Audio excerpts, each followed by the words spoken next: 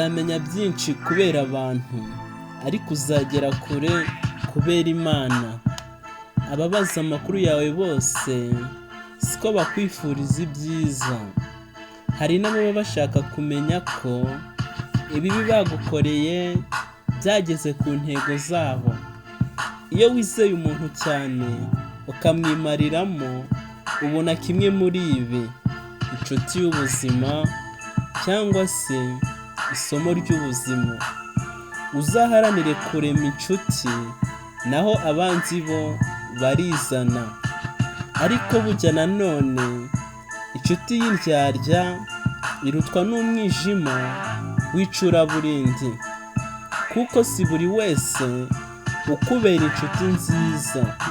Hari n'uza ari virusi mu buzima bwawe.